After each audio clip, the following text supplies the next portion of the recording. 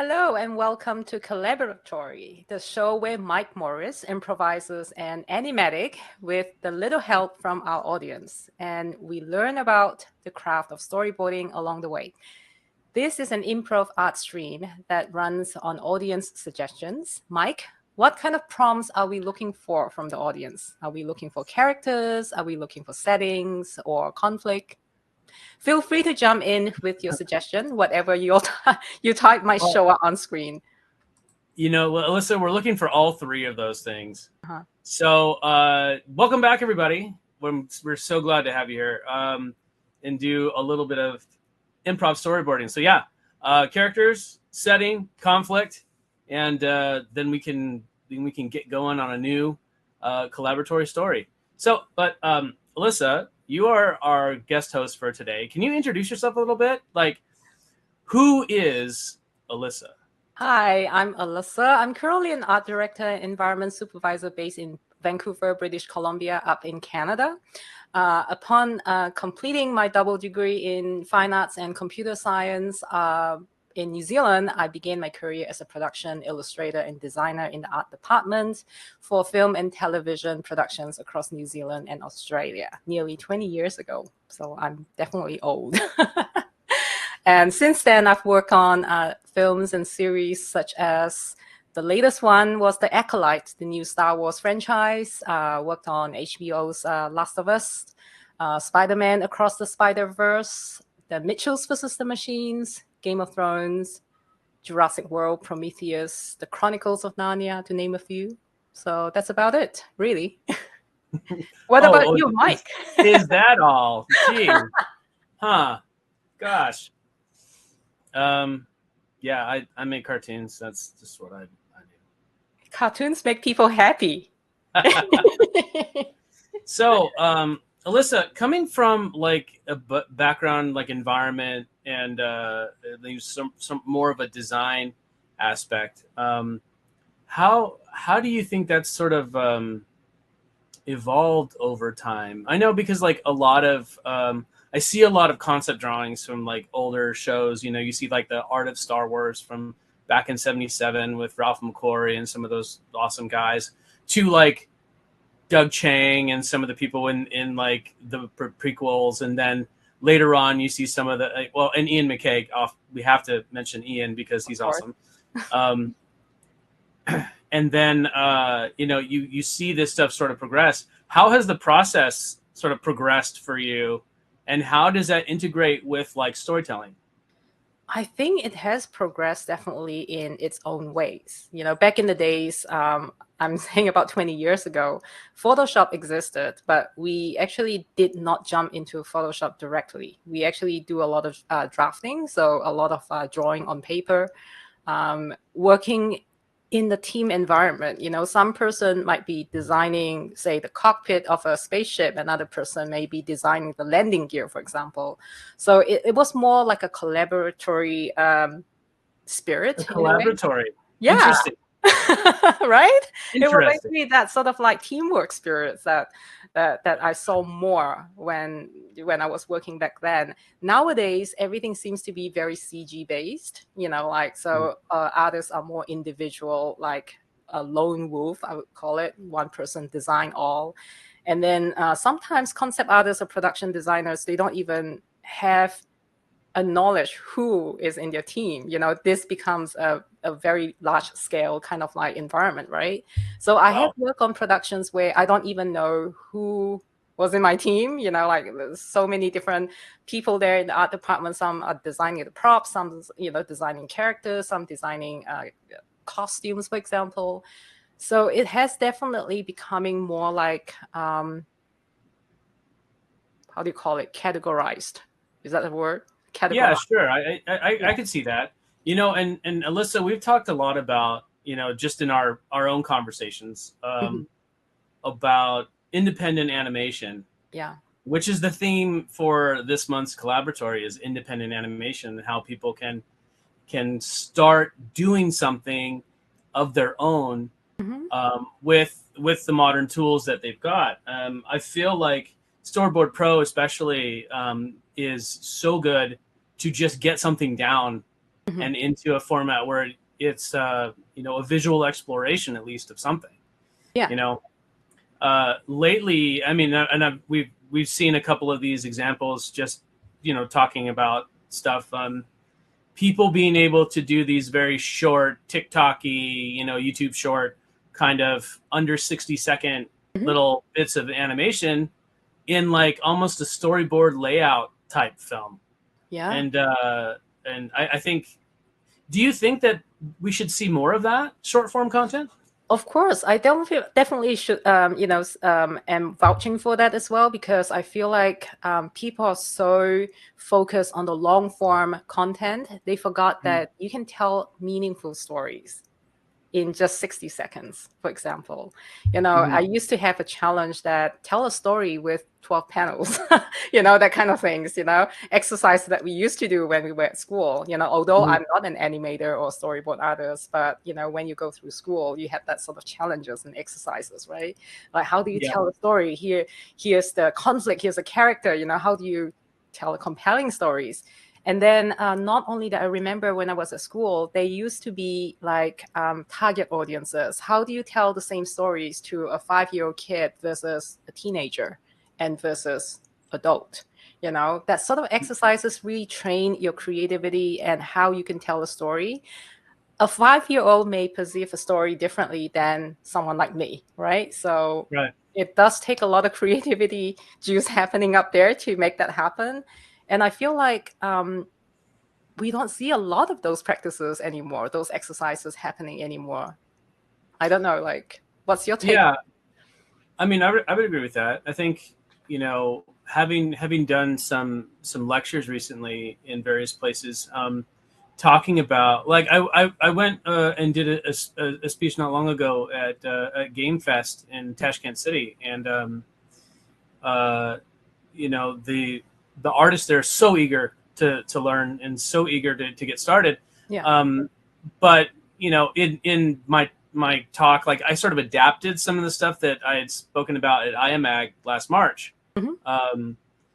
in Paris, and I had to, like, take all of that stuff that I was going to talk about and sort of simplify it down a little bit for people who were more like early students, Yeah. like, instead of like seasoned professionals that, wanted to take a really deep dive. You had to kind of simplify it down, but still keep that same like core of content.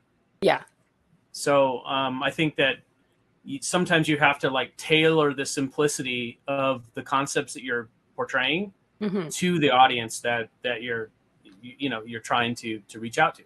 Exactly. Obviously, if you're working on a preschool show, that's going to be a lot more simplistic than it will be like, some crazy, drama show about, hunting vampires, or some sort of like, crazy fighting cop show or something like that. Mhm. Yeah, definitely. And I feel like a lot of this can be foster. Like for example, I learned so much from my team. Like it could be a junior artist, it could be a veteran artist, but it's just the openness of learning from everyone in the team. Mm-hmm. It's super important. My way of storytelling may be very different from the person sitting next to me, for example. And that's why I find like collaboration, working in a team is so refreshing sometimes, right? Yeah. Especially during this time of change, right? So we have a lot of people kind of transitioning from 2D to 3D, or people transitioning from 3D to back to old school 2D animation, right? Yep. And I myself finding on the fence, because I have been doing 2D first and then transition into 3D. Now I'm on the fence, like thinking I want to do a hybrid of 2D and 3D together. Of So course. yeah. And I think those kind of experiments are happening more and more. Recently, a friend of mine who is a cutout animator with Harmony, and which also has a 21-day trial for all of you animators out there. But he recently, approached me and said, what can I do to improve my animation skills? Like, I want to take it a step further. And I said, well, if you want to go up, you got to go back in time to the old school. Get out some paper, get out pencils, get out a light table, and start going with that sort of stuff. Like get back down to basics. And it was almost like, you know, like a Rocky montage or one of those, like, you know, when you see it like start training. Because I said, dude, you know what? It may sound trite and it may sound like you've done it 100 times, but get that bouncing ball going. Get the bouncing ball exercise happening. And he's like, yeah, gosh, I didn't realize, you know, like when he finally finished it. And he showed me a couple of ones and I'm like, well, right now the ball looks self-motivated. He's like, what do you mean? It's like, it looks like it's bouncing on its own, not just bouncing. Like the weight and the gravity of things isn't quite right. You know, it's like going about and then bouncing up really fast, you know, like it's bouncing on its own. Yeah. And that's not the assignment, right? And so he went through and like adjusted things and everything. And now he has gone through a couple of different exercises and is like, oh my gosh, I am so addicted to this because my drawings, I feel like they feel alive. And that's how they get you. That's how those animators get you. Yeah. Like I said, though I'm not an animator, I find that exercise actually inspire me to be a better storyteller too. You know, especially when I'm writing my own contents, right? My own IPs, my own short films, you know, like I'm actually very curious how animators actually animate, you know, from my line of basically script. I said, how do you interpret it?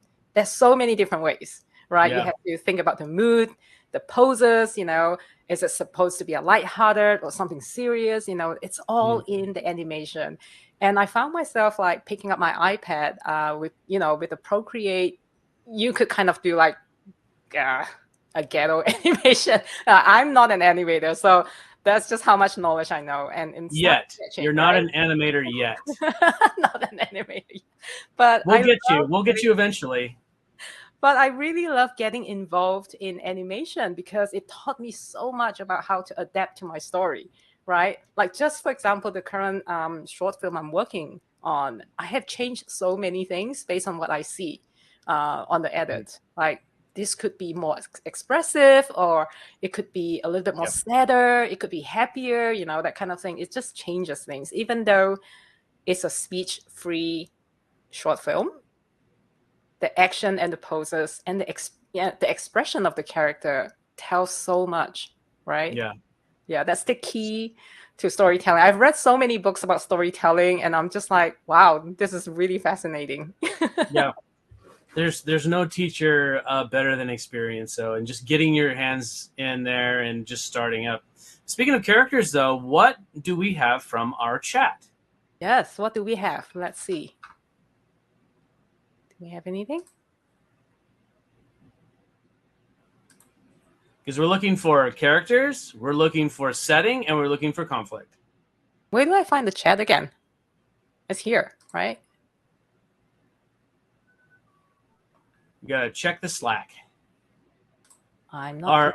Our producer Janelle, who's hidden, but is a lovely person, is sending you everything via the Slack channel.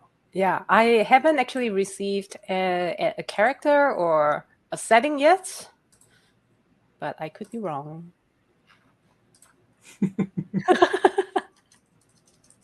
Let me just ping her. You know, going back to this idea of like independent animation, and I know we've talked about this at length. The idea of artistic validation, right? So, you know, when you're in school and you're working on things, you're trying to get good, right? Like the goal is to improve your skills and get better. And sometimes you feel like you don't know anymore when you get too close to it, right?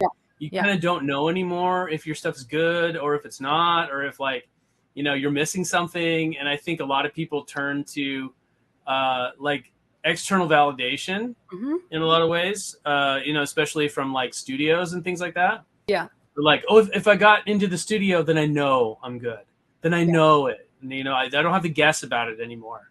Mm-hmm. And so what do you think about that, as opposed to like just basically telling your insecurities to go take a hike and just keep going on what you're doing? Yeah, I feel like that is actually very true. Like when I look back at myself, my younger selves, like that's what I aim to do. I want to work for Weta Digital or Weta Effects now. I wanted to work for ILM. I wanted to work for all these big studios.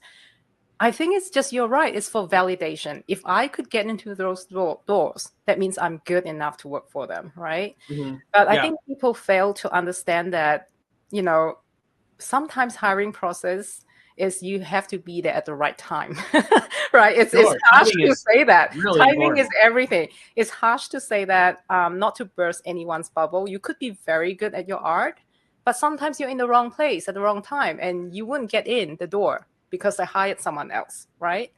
So how I tell my students is, don't use that as a validation that, okay, I got in, finally got in, that means I'm good.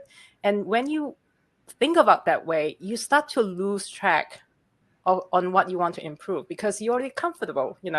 This is kind of like, it's kind of like a, what do you call it, unconscious thing you do. I find myself do that all the time, like, oh, I managed to get on the show.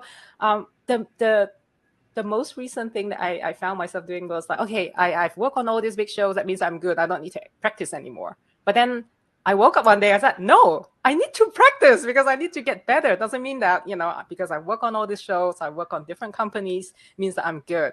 It means that I have so much more to learn about what I didn't, achieve or did not work on. Right. And that's why I'm telling you earlier just now that I'm tossing between the fence of doing complete 2D animation or full CG, because I feel like that is the gray area that I need to learn most, right? I know 3D, I know 2D, but how do you actually make a 2D and 3D movie? Nobody knows. So there's people that know.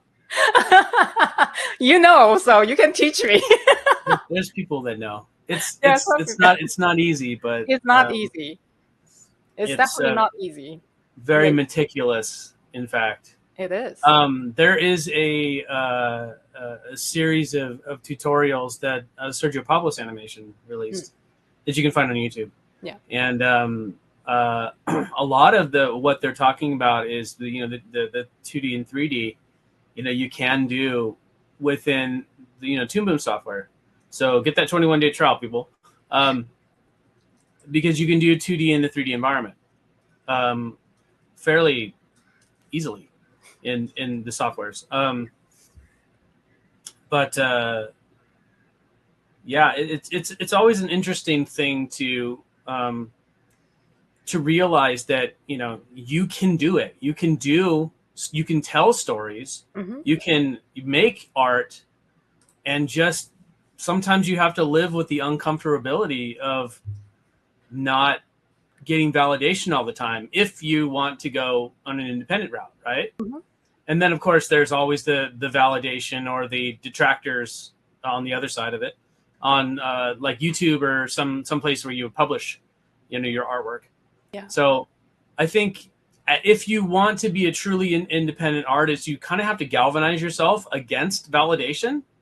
Like that you don't necessarily need it, but you have to be humble enough to realize that there are things that you don't know about making art yet, and you keep progressing and you keep improving without necessarily the need for somebody to tell you you're good. 100%, and that's why independent animation is the key. Is the way to go, because it teaches you to be bold.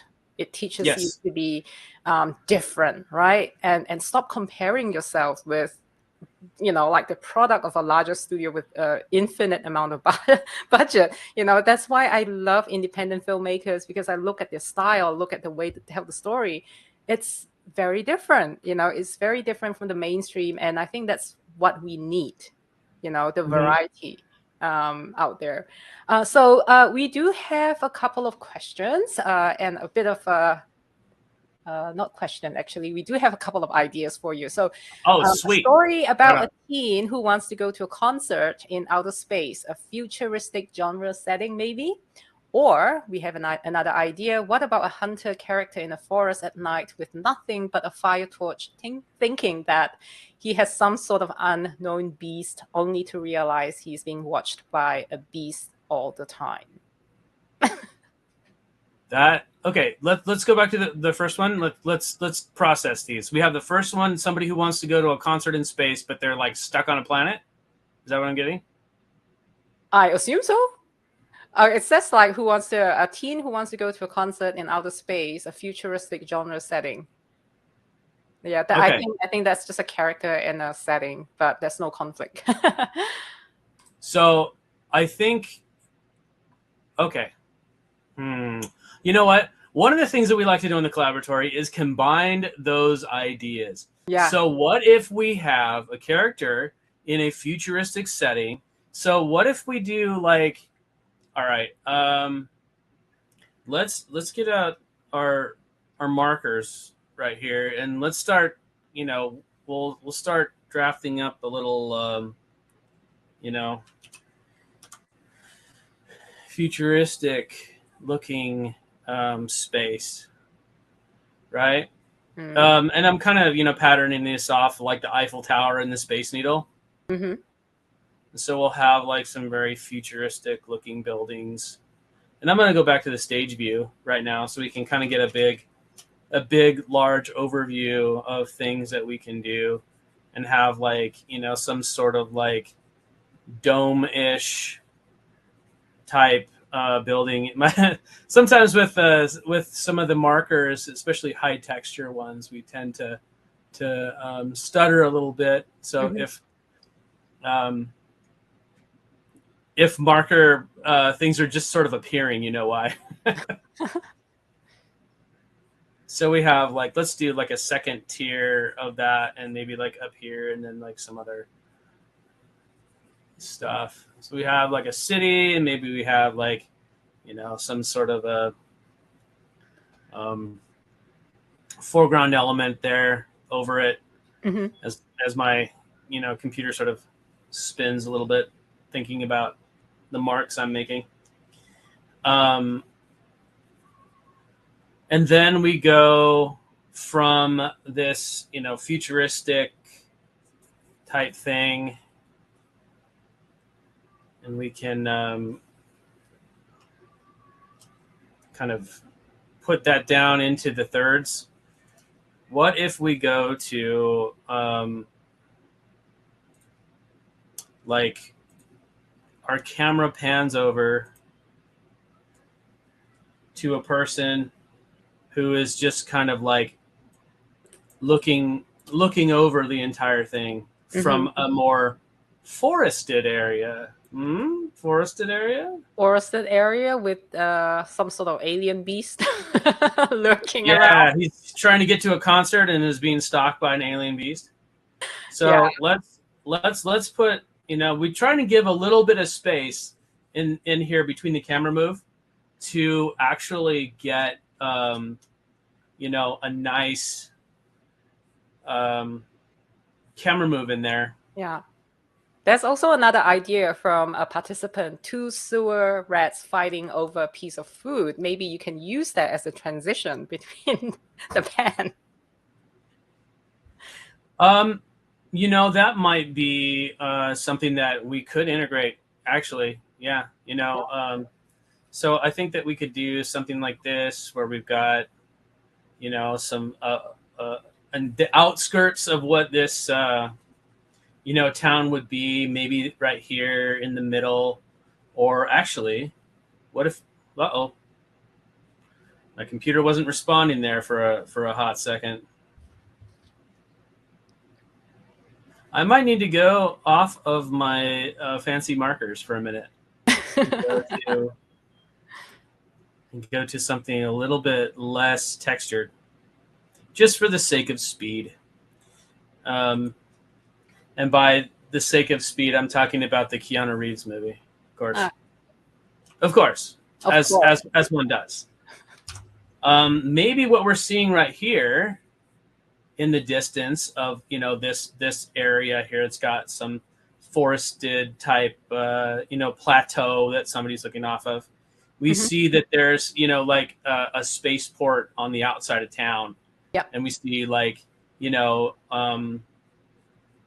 liftoffs and things going on right here. Maybe, you know, instead of the classic tower, we have more of like a SpaceX type launching pad, you know, and like a tower like right here or something like that. Some sort of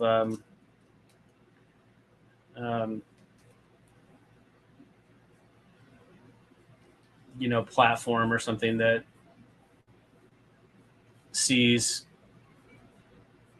you know, futuristic ships launching.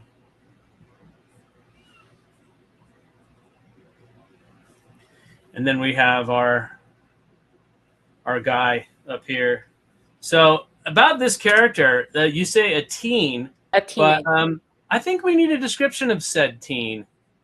I mean, who is this teen that we are talking about?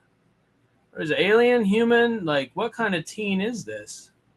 Because, I mean, that's kind of a general thing, you think? Half human, half android. Cyborg? A cyborg.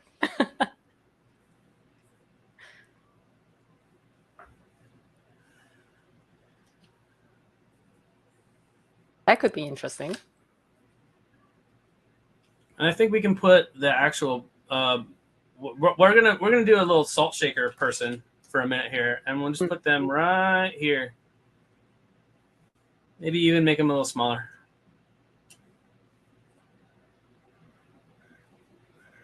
No, I like the other size better. So we at least get the sense that they're, you know, in the environment a little bit more. Yeah. Maybe not prominently, but in the environment in a meaningful way. So let's get some more trees and maybe some more, you know, foliage on this particular area. Can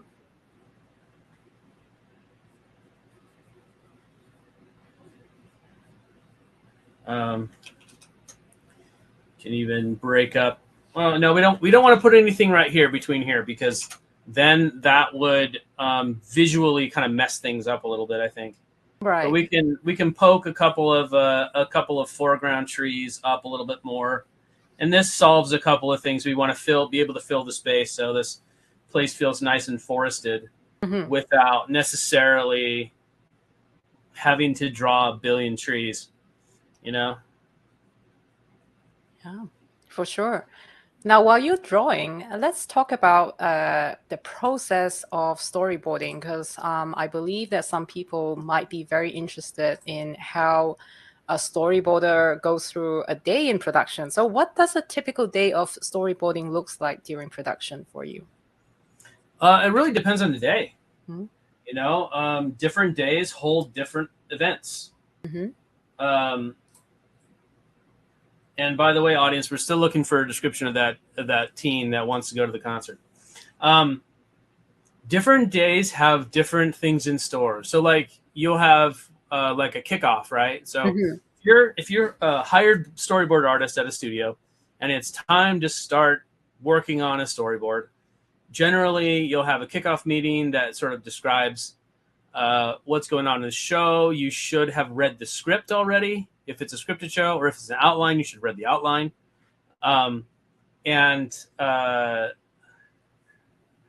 You show up prepared, essentially, after having done your due diligence. Afterward, you will get what's called a brief, or, you know, in some cases, they'll just hand you a script and say, you have act 1 or you have sequence, you know, 5 through 7 or whatever it is. And then the director generally will,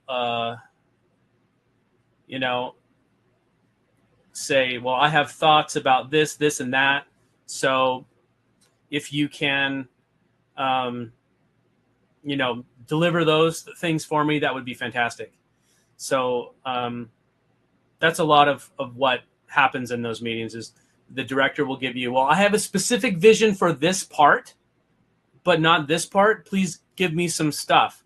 You'll go back and you'll spend some time doing thumbnail drawings, right? These little teeny nothing stick figure drawings, and then come back in a week or 2 weeks, depending on the schedule, and pitch it to the director. And then they'll have, you know, ideas and have changes and some of that stuff that they'll want to do themselves, as far as tempering your performances, or you know, making sure that the beats that should be hit are getting hit. You know, and I say the story beats, I mean story beats, like the particular story moments that need to be displayed. And then after you get that sort of feedback from your director or the supervising director, in some cases, then you'll go into the like revisions and cleanup phase. So you'll do thumbnail drawings, and then you'll do rough drawings, and then in some cases you'll even do like nice cleanup drawings. And it's an evolving process over time. It's very iterative, and it's sometimes a little grueling, especially if you have like a lot of moving parts in a scene or a sequence. For sure. So we have 2 suggestions: Beast Red and a Cyborg Teen. Cyborg Teen. Okay. Beast Red. And what? A Beast Rat. And a Beast Rat. Okay, cool. Let's see. I am going to share this drawing. And by sharing the drawing, I'm going to copy the selected layer, and I'm going to get rid of this. I'm going to delete that layer, and then I'm going to paste it. So I shared the drawing because I want to like maybe specify a couple of things. I'm going to come in here and do like a little bit of, you know, cleanup. I'm just going to use like a basic vector brush, and then we're just going to define this area just a little bit more than what we have, because I feel like it's a little bit undefined at the moment. Holding down Shift, I can draw straight lines very easily. And that's really helpful when it reminds me of the Jetsons. Yeah? The Jetsons, my favorite childhood cartoon. Meet George Jetson. Yeah, the Jetsons, are otherwise known as Flintstones in space. Mm-hmm.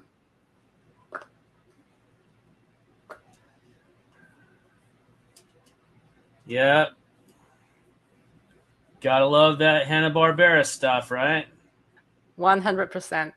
So, Mike, what surprised you the most when you started working as a storyboard artist? What surprised me? I guess, you know, there's no, you can't just draw what you like. Mm.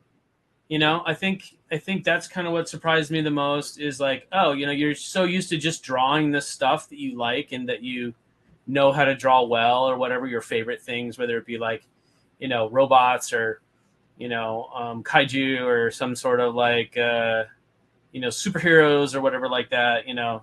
And depending on the show, sure, you get to draw some of that stuff, but sometimes you'll have to do things, and I mentioned this on the show before, that I am not great at drawing cars.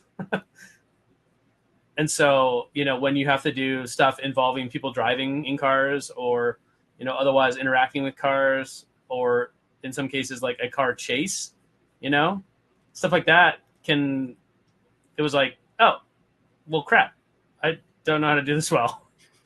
Hopefully I can pull it off. That's the whole thing about us having to constantly learn, right? Our skills doesn't just stop. Our experience and our learning doesn't just stop when you got the job. Yep. Now you got to keep the job. Now you got to keep the job, and advancing with the technology. Like we talk about it a lot offline before.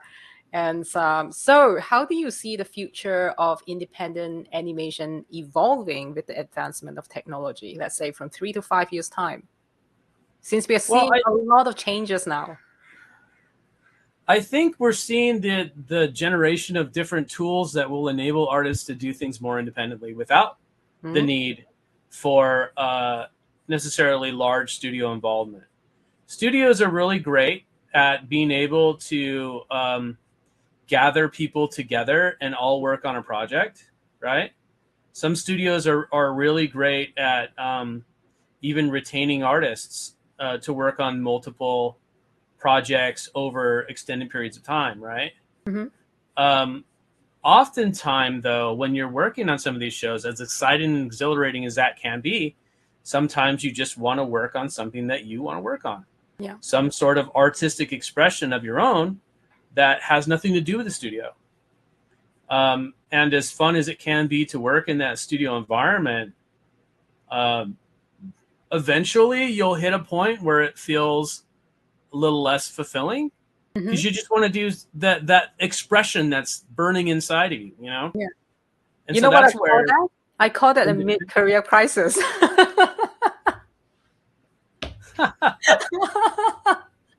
because, like, you know, I feel like once you get kind of your you know, your legs under you, your first tastes of the professional work environment, right? Then you'll be yearning to produce something that is uniquely your own. Yeah. And thankfully, in this day and age, we have people that are making the tools to do so. You know, for instance, Storyboard Pro is an excellent example. I've done stuff for storyboards in other various softwares, and it's taken me so much longer a lot of the time than it ever did with Storyboard Pro. I can do things really fast, easily, and quickly with Storyboard Pro that I, couldn't necessarily do in other software packages, right? So you're basically focusing on more the creative tasks and storytelling than trying to fight with the software. Basically, that's what it is. Exactly. And fighting, you never want to have to fight with your software. You never have to want to go through a billion steps to do the one simple thing that you're looking to do. And I feel like a lot of times that, we sort of inadvertently get caught in that kind of thing with a lot of stuff. But, I've been very fortunate to work with Toon Boom for some time now. And, Storyboard Pro is my jam. So sounds good. So we have another update. The Cyborg is going to be the Cyborg metal head teen who has long hair and a shirt with a skull, big eyes, small mouth, long arms, short legs, on wheels for feet. well, all right.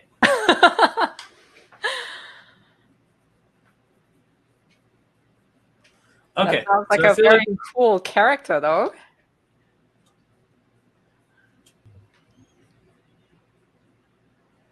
I think it's supposed to be short legs, not short legs.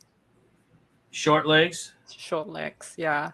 I think for ease of drawing, we might not do the short legs. But I think the long arms is interesting, and the wheel feet. I think that's very interesting.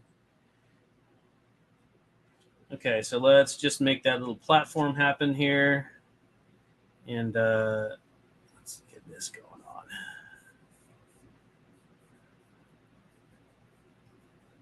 All right.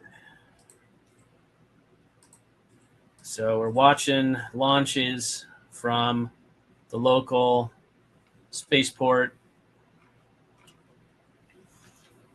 And let's get this character. Oh, we've got some.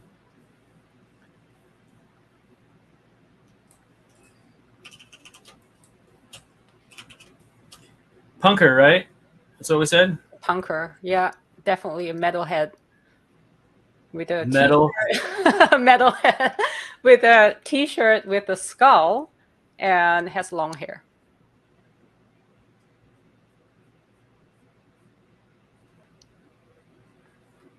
Okay. What if we literally do a part metal head? Oh. With like wires coming out? Yeah. And the punk, like those antenna rods. Yeah. With like little lights or something on the end.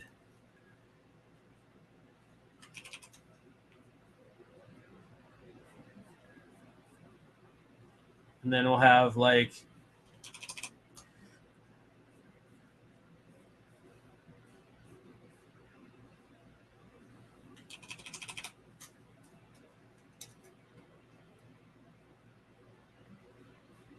one of those long bendy arms, like Bender.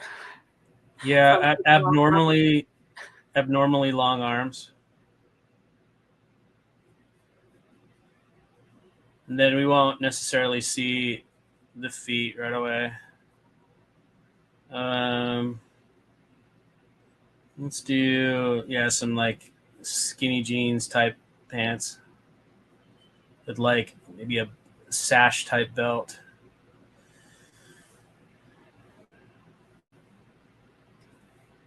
Yeah, I think we can do these. Let's do 5 of them.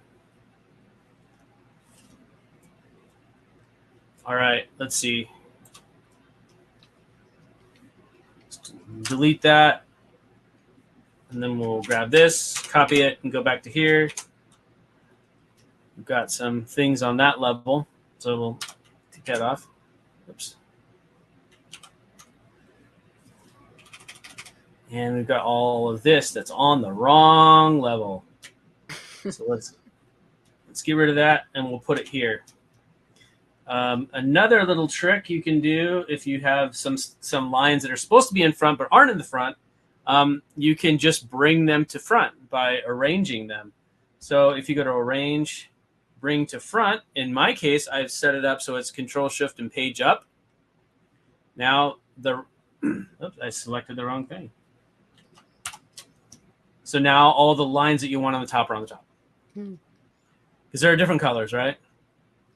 So you can set that up fairly easily. I'm just going to do a quick little thing on the forest. So for those people who are not familiar with Storyboard Pro, would you recommend it to a beginner artist?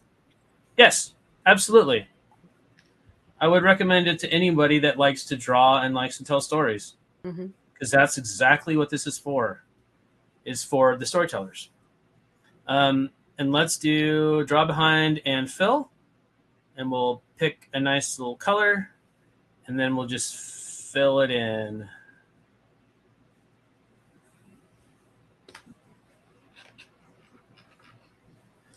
I would recommend Storyboard Pro to anybody that is into telling stories, because that's what it's for. It's for making stories. It's for building up ideas and making them go from just an idea to a certain semblance of reality. Yeah. I'm definitely a visual person. I'm not like reading a script type of person. And that's why whenever I make a short film, it starts with doodles just on Post-its. Good. That's just how I do it. And then you piece them all great. together and you put them into written script. I think writing script is the hardest one for me because I'm not that expressive in terms of using words. Sure.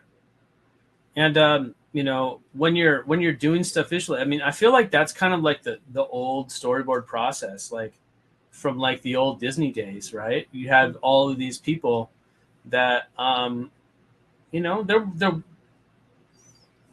as far as I know, there wasn't a lot of script writing. It started with drawings, drawings of, Snow White and the Seven Dwarves or I'm not sure about the Prince Ahmed movies from, Lottie Reininger, or how she planned out anything.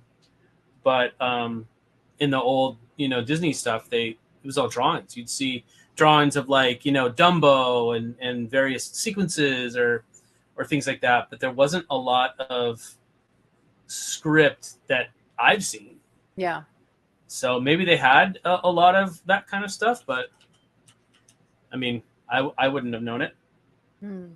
Yeah, recently I've seen a lot of like young artists embracing the 2D animation now, and even on Instagram, I've been seeing a lot of like short clips, like three minutes long. Sometimes it's not even 3 minutes, 15 seconds long, and like the one that you showed me a couple of days ago. Like, was it from TikTok? Some guy. Yeah. Yeah, the Yeah. wizard. That was I actually think pretty so. cool. It was from YouTube, I think, but I'm sure it's on TikTok. Yeah, that was actually pretty cool. You know, like we need to see more contents like this. I think this is very cute. It's full of expression, and the storytelling was great. You look at it and you instantly know how this character is feeling at that moment in time. And yeah, I think having software like Storyboard Pro can definitely enhance that a lot. You know, it makes it so accessible, you know, to story writers and storytellers to quickly come up with a story to see if it works. If it doesn't work, you can just quickly erase it and start all over again. You know, it's not like the old days when you have to like, you know, throw that piece of paper in the trash can and start all over again. Yeah.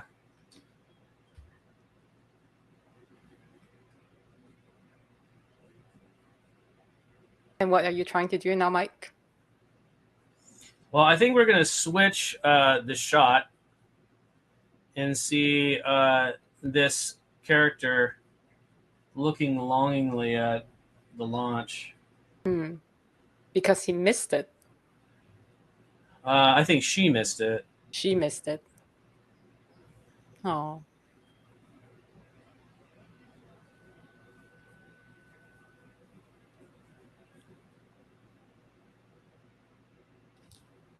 We'll do a classic Jimbo Jones. Sure. And share with us, Mike, how do you develop a unique and compelling visual storytelling techniques? Time and experience. The two most important ingredients. Well, I mean, you know, everybody's going to have influences, right? Mm-hmm. We're all going to have influences of things that we like and things that we don't. And sometimes influences will happen from shows that we're on, other people that we interact with, stuff that we like, stuff that we like to watch. You know, like some people are really into, you know, classic Disney. Some people are into Warner Brothers. Some people are into anime. And those, you know, will kind of flavor your artistic styles, I think. I hate to, you know, see people just focus on doing that though and not explore any of their own point of view. But I think again that comes a time, and that comes up with knowing like what kind of artist you are. Yeah. Right. So you'll have to, you know, take a little bit of time and think about what you like and what kind of storytelling techniques that you like to employ. You know? Yeah. So you're speaking basically from your perspective as an independent storyteller and an independent filmmaker, right? Yeah. Well, I mean, we all have influences, and we all have some sort of dependence on, you know, what we see in life. But I would love to see people like pull from their own experiences and pull from their own lives rather than just looking at movies and like copying the movies. Right. Yeah, which we see a lot lately. You know, like a lot of like, I mean, I'm not gonna say that there's no originality, you know, in that sense. Like, I treat it as like a master study when you do fan arts or a copy from a still from a movie, right? Those are equally as important for you to progress as artists, because we all have done that when we went through school. You know, find a still image that you like and try to recreate it, right? So, in terms of and I think that sort of master study is absolutely warranted. You know, like I think that that's not necessarily a bad thing to do, but it can't be the only thing you do. Yeah, like it can't be the only type of inspiration that you have or are willing to entertain. That's right. So, From your perspective, what are the biggest challenges of producing independent animation compared to working in a larger studio? I think a lot of it comes down to financial. Financial, yep, 100%. Because I mean, people got to eat, right? And so a lot of the time, the independent animation, you have to figure out a way to fund it Mm-hmm. because, again, eating and having a place to live and equipment. So that is one of the major hurdles. I think the other is motivation and being able to be, what's the word I'm looking for? Persistent and diligent in working on it, and just keep going. Like you have to be very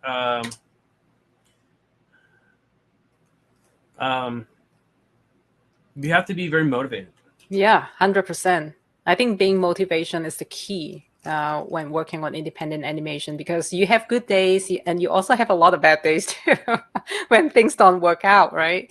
So I feel like for my experiences, when I have a bad day, I just decided that day I'm going to take a day off, because there's no point of beating a dead horse. I think that's the saying. And when you take a break and you return the next day, you have a different outlook. And kind of like, I don't know, for some reason, magical reason, it usually solves my problems for me, because maybe I have a clearer mental state, at that point to make a decision how to move on the next, or how to solve a particular technical or creative problems, right?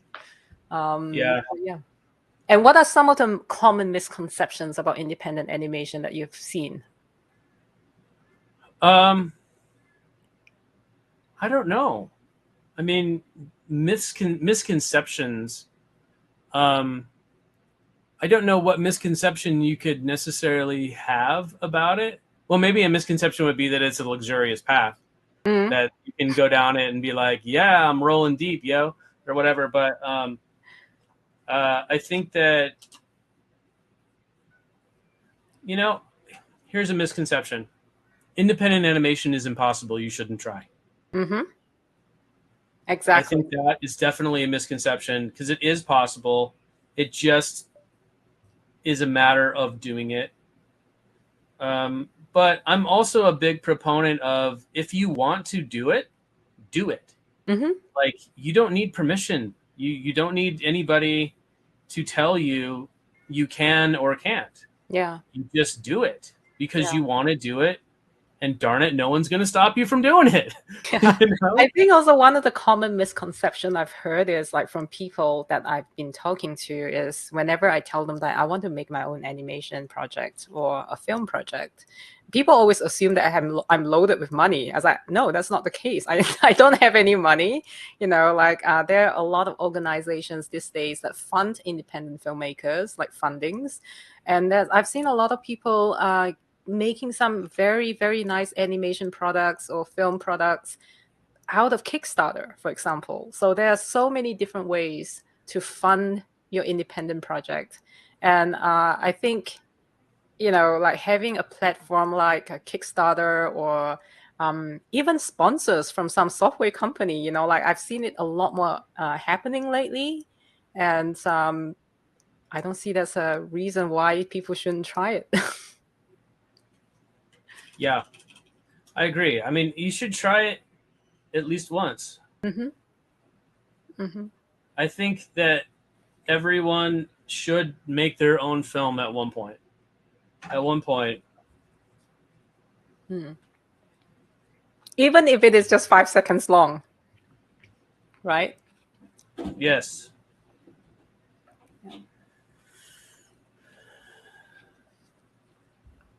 One launch remain.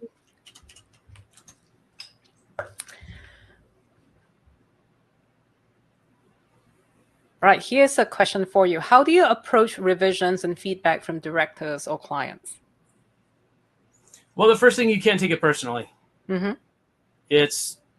You are in service to the client. You are in service to the project, right? You cannot get offended. You cannot, get down on yourself if it's not exactly perfect the first time. and you sort of develop a thick skin a lot of the times, I feel like, just in your approach to being good at taking feedback, because oftentimes it's not about it's not about your skills, it's about what's necessary for the story. Mm-hmm. And so the sooner you get more comfortable with throwing things out and changing things, and as they say in the business, killing your darlings, the better off that you will be. Mm-hmm. Yeah. I mean, at the end of the day, storyboard drawings are supposed to be disposable. They're supposed to be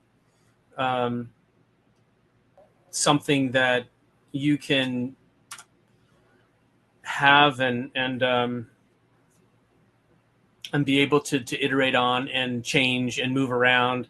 And again, the main story is what you're trying to do. And if something works for it, great. Yeah. It's awesome. But if it doesn't, you got to be able to chuck it and not think twice about it. Yeah. You can't be precious with it, You don't want to be Gollum, with a storyboard and be like, I'm precious. I got this beautiful drawing that I did. And like, why are you doing beautiful drawings in the first place? Because they're storyboard drawings. They're supposed to be fast, Yes, fast and loose, right? Tell a story. Yeah, I find that a lot with my line of work too. As a, like when you design an environment, it's the same. Like if it doesn't work, you have to kind of get used to throwing things out. Even though we try to hog on as many of the props as possible. If it doesn't work, doesn't aid your storytelling, just get rid of it. And I see a lot of my younger artists or my students are so afraid of throwing things away. They ended up just cluttering everything, and that's when experience come in handy. Less is more, right? You just keep beating them with less is more, less is more. Does it tell the story? Does it serve the purpose? It doesn't. Get rid of it. This is actually an exercise too. It took me a long time to get used to it, and not feeling attached. So I guess it's the same thing as when you get a feedback, not to be too attached to your work, I guess. Yeah, well, I mean, it can't be precious to the point that it stifles you, Mm-hmm. Mm-hmm. Like, I was at a conference not long ago. We were doing live drawing with permanent markers on stage, right? And we were doing fan art stuff for like a comic convention. So we're doing comic book characters, yeah, right? And I had my markers out, and I was going to town. And my friend Dave came up to me afterward, and he's like, "Hey, like, how do you do the marker drawings like that?" And it's like, "Do you want to know? You just have to be a cold-hearted jerk and not care. Like, you just can't care. You have to make your mark. Otherwise, if you're so like nervous and everything with the mark, you won't be able to draw with a marker, because you just gotta go for it, right? You gotta get in there, do it." And it can't be anything that you are nervous or afraid about, right? You just have to kind of get in there and go. That reminds me of my mentor. Once he told me to start with drawing a line on the piece of paper, and then it will flow. And I was like, what's the line? Diagonal, vertical, it just doesn't matter, just a line, even a dot. Just do it. Well, it's like the Bilbo Baggins thing, right? Like, it's a dangerous thing to step outside your front door, but because you never know where that step's going to take you. Exactly. Oh, look at that. Stories coming along.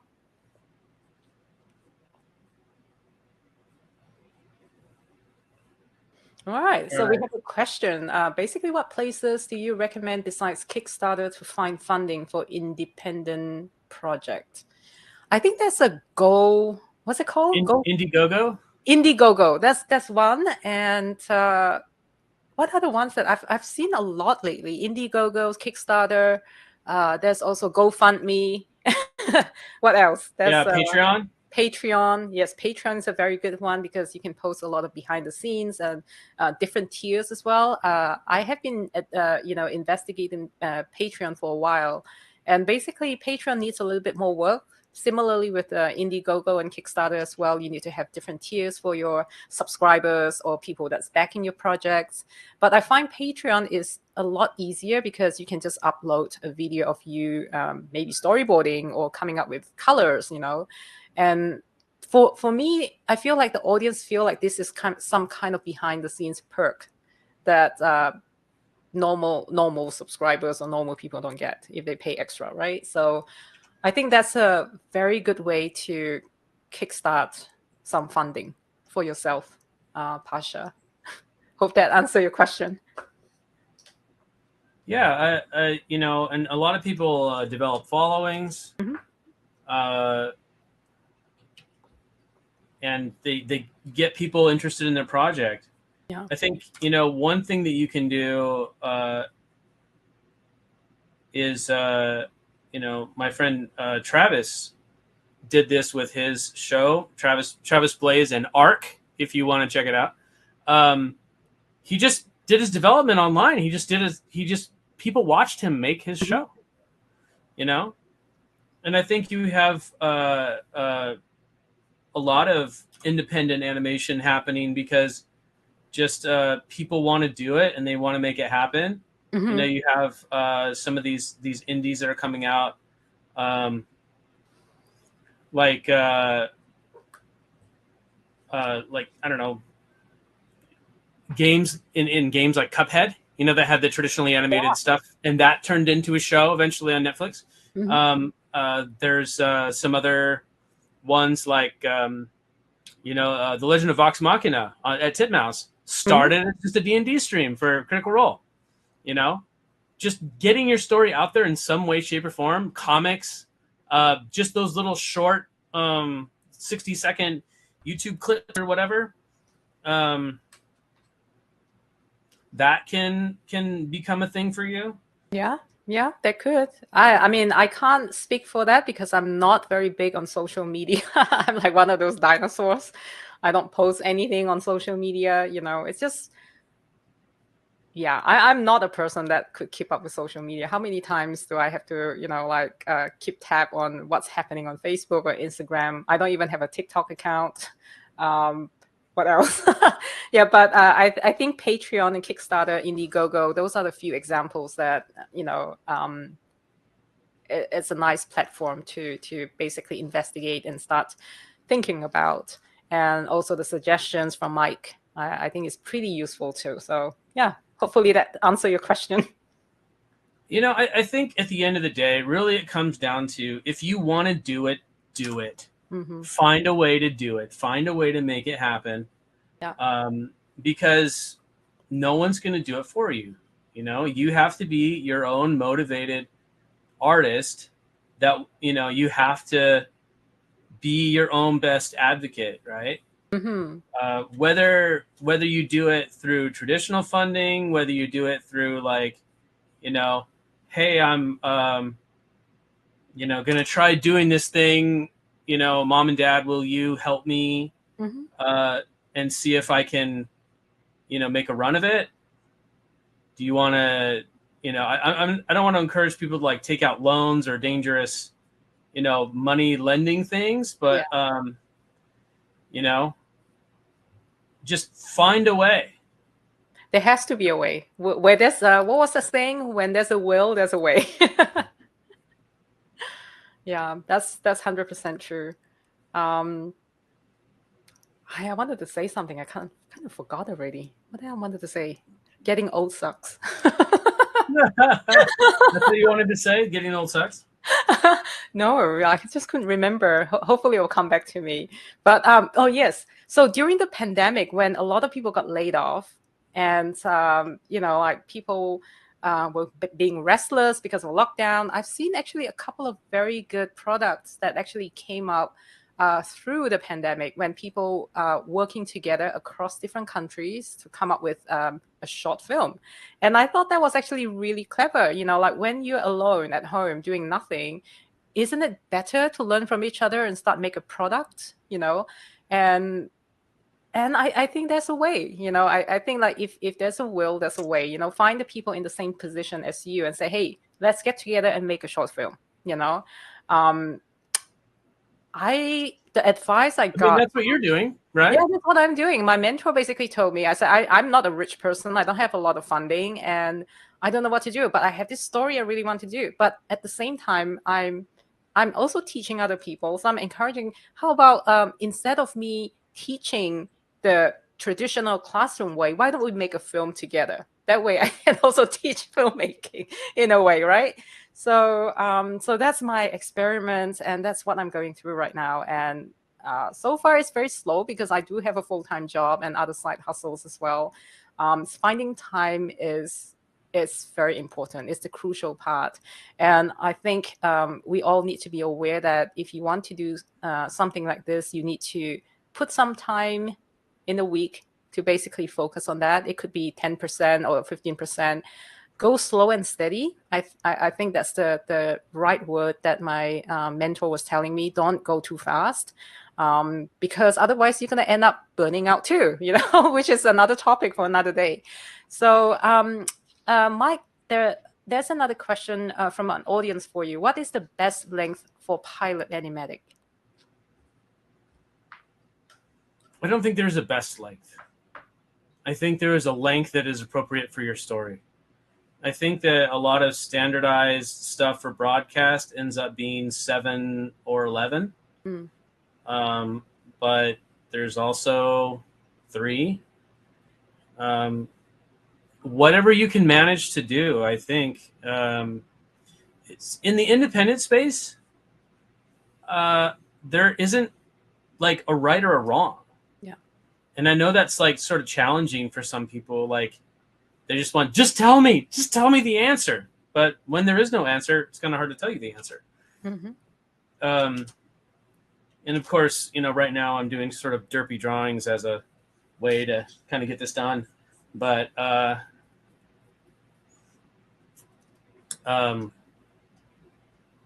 there is really no right or wrong answer as to the length of a pilot or the length of anything. If you're trying to pitch it to a studio or something like that, then I would say probably try 7. Go for 7 minutes. That seems to be a pretty standard length for a lot of shows. Yeah, hope that answers your question, Pasha. Now here's a personal question for you. What project are you most proud of and why? What project am I most proud of? I'm proud of a lot of different projects. I am very proud of Animation Dance Party, which is an event that we've done with Toon Boom and Wacom and a few other sponsors before, and that is always a lot of fun to do. Speaking of independent animation, that's one of mine, and we got a lot of people come in and do dance cycles, and we compiled them all into one place, made a film out of it, and it was really fantastic to see everyone's everyone's take on a dance cycle. Different characters, different dances, different everything, and I think that was really kind of great to work on something like that. Yeah. And what was your most challenging project? Oh gosh, my most challenging project. That's a good question.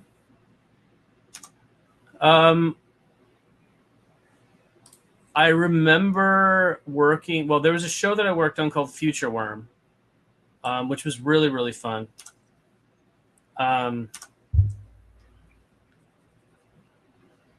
But it was my first time directing, and so it was my first time being in a position of leadership, right? Because I was the storyboard supervisor, and then I directed some episodes.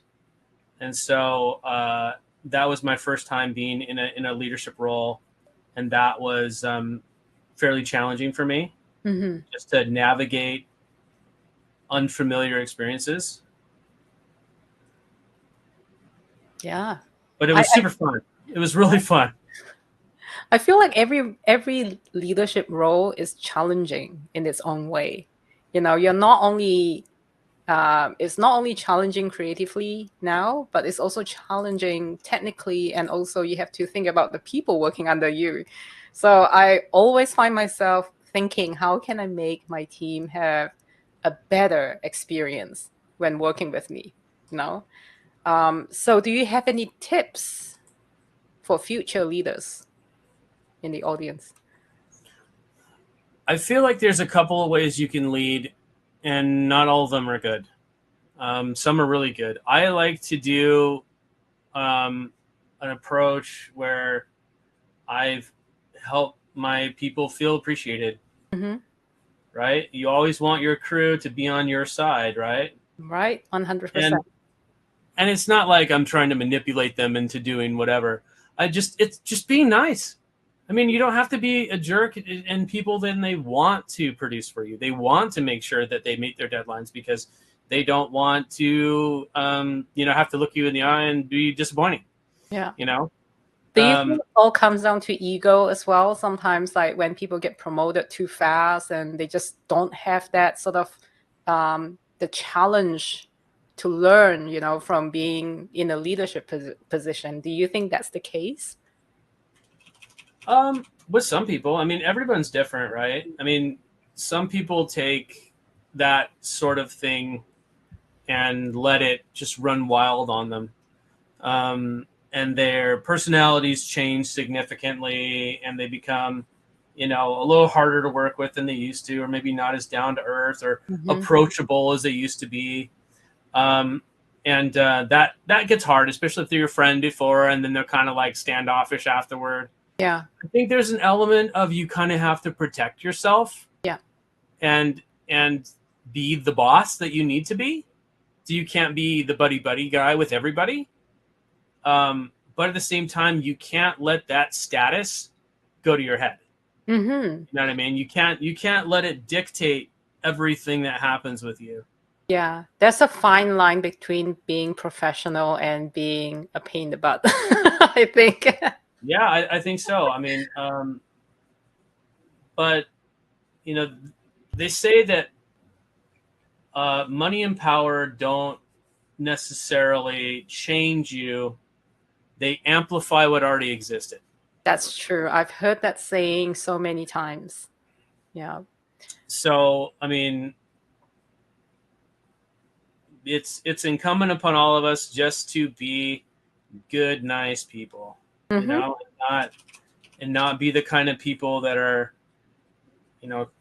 terrible to begin with.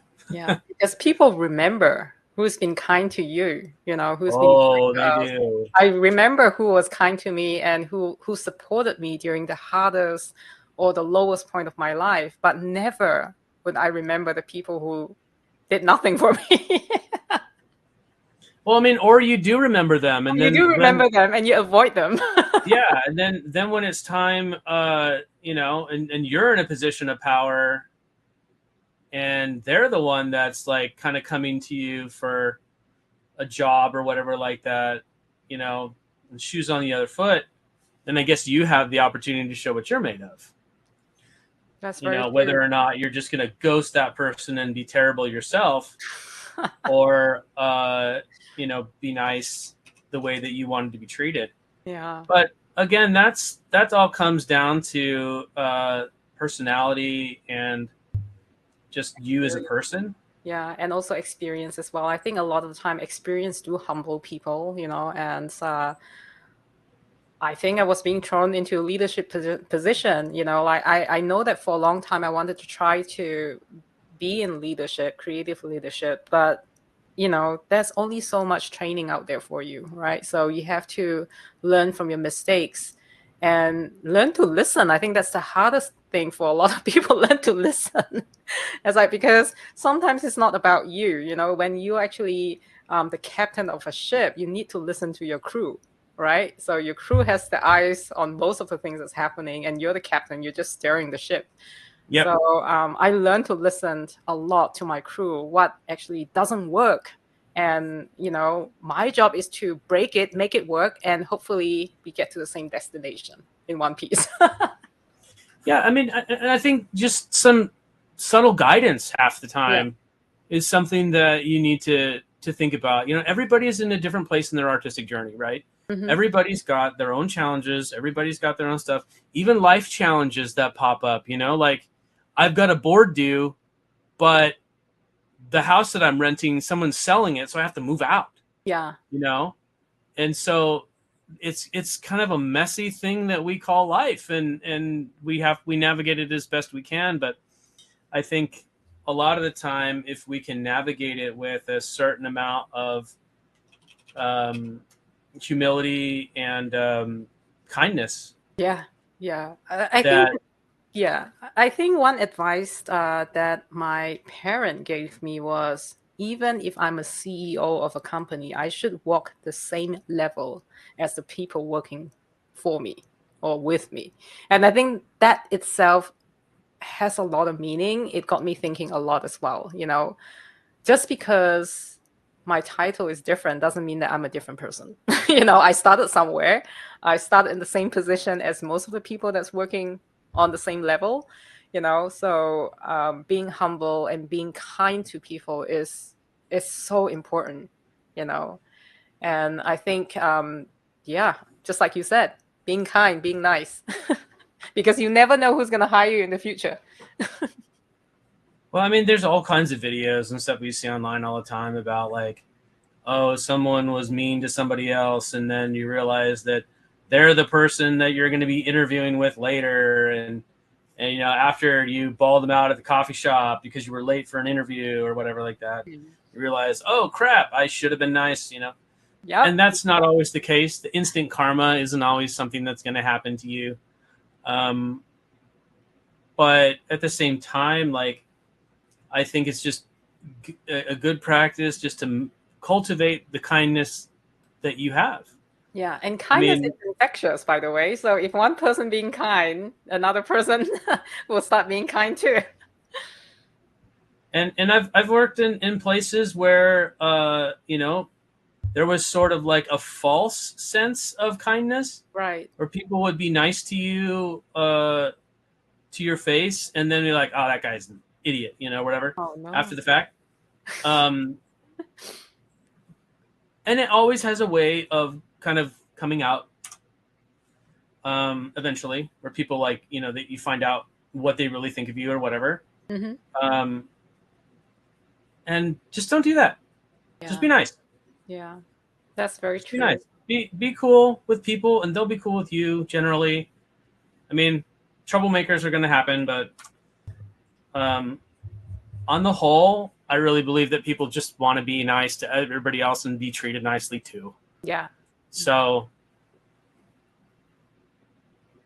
Yeah. whoops. That's actually very true. You know, like be the person you want people to treat you as, I guess.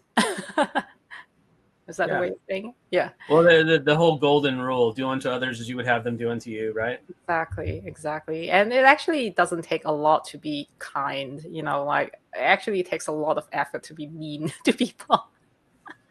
And Well, you know, like I think going back to that too, with, you know, the coming back to independent animation, mm, you know, who is it that you're going to be making independent films with, if not your friends, exactly. right? Or people that Exactly. you've worked with and been like, hey, I don't know how many times that I've been like, you know, hey, you know, friend that I met from work like forever ago, do you want to come down and do a show with me in at Ontario Comic Con Revolution or something like that? Yeah. And what's going to happen if you invite somebody and then they're like, oh, well, I'm busy. Actually, I'm not busy. That guy's just a jerk and I hate him.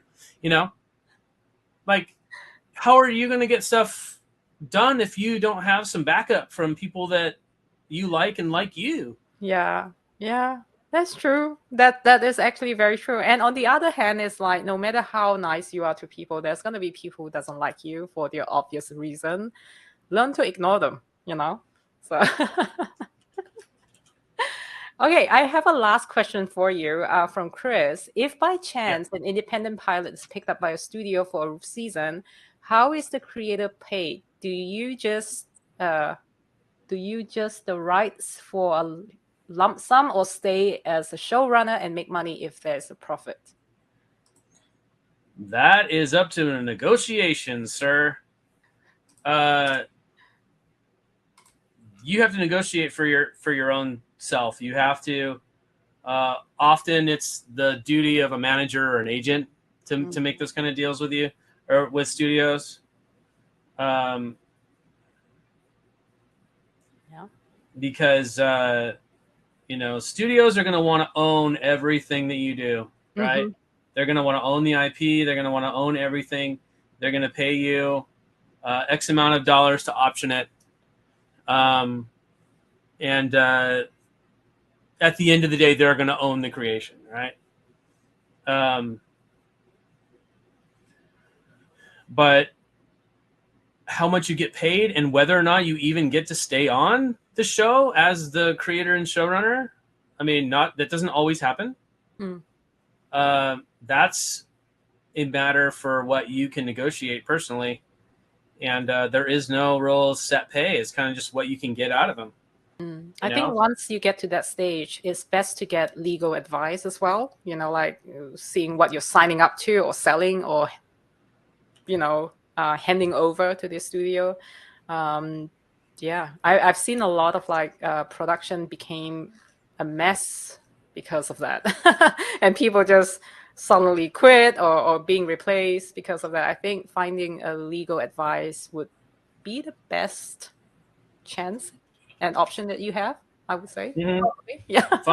Having a good entertainment lawyer. Yeah. Absolutely. Yeah. Because, studios have been at this for a long time. Yes. They know exactly what they're doing. And they know how to get stuff out of people, right? Mm-hmm. Mm-hmm. So I think it is incumbent upon us as artists to know how to negotiate and be allied with people that know the business well enough to be able to negotiate on your behalf. Mm-hmm. Right. Okay. I just got a message that we are running out of time. Mike, can we play the animatics for our audience? Okay, I've got one more shot to One more shot. do. One more shot. Any last minute questions? Now's the time to ask. Yes. Any last minute questions? Wow, this has been very fun and insightful. Good. Was that you saying or was that a comment? That's me saying. There's also a comment from me. Also a comment from you. Let me ask you this. What advice would you give to your younger self when you were just starting out in animation?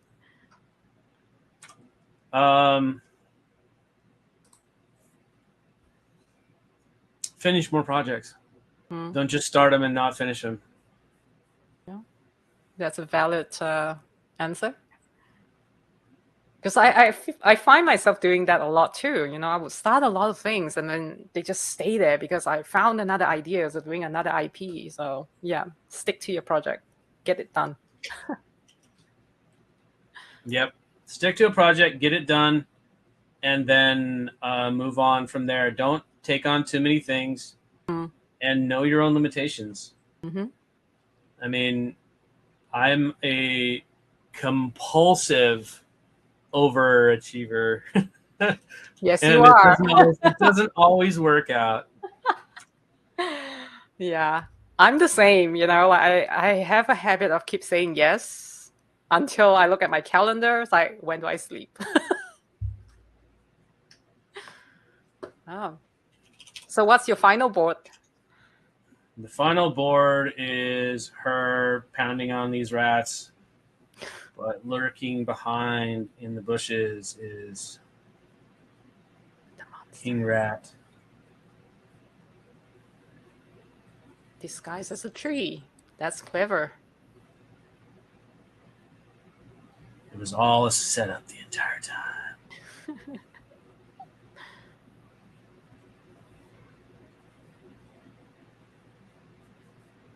She's yelling at these rats, "Get away from my stuff!"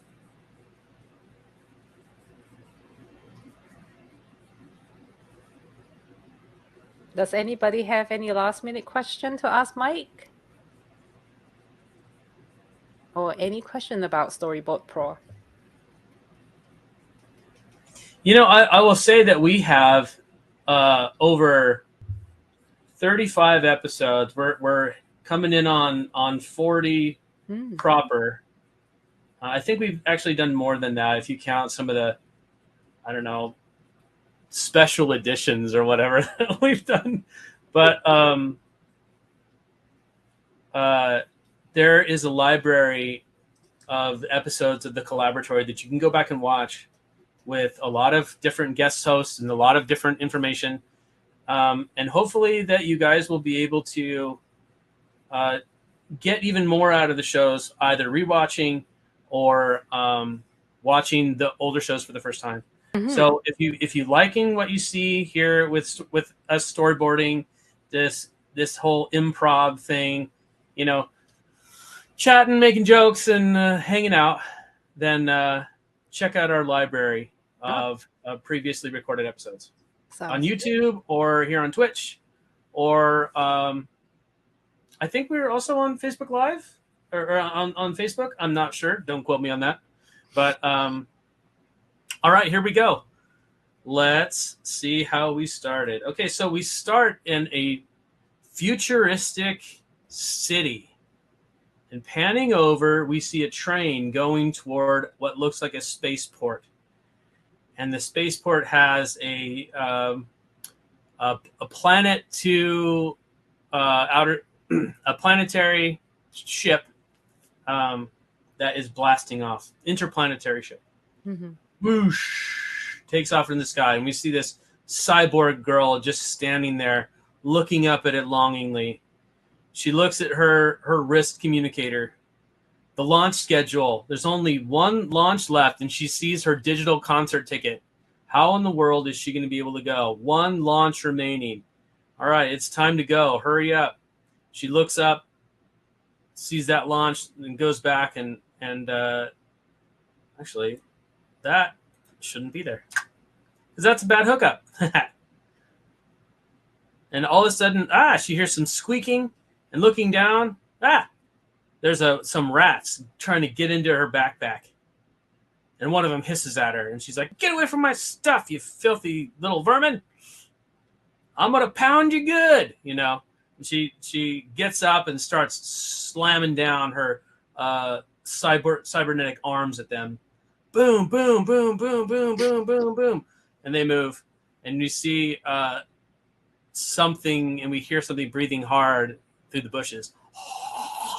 And some sort of gravelly, croaking, squealing breath.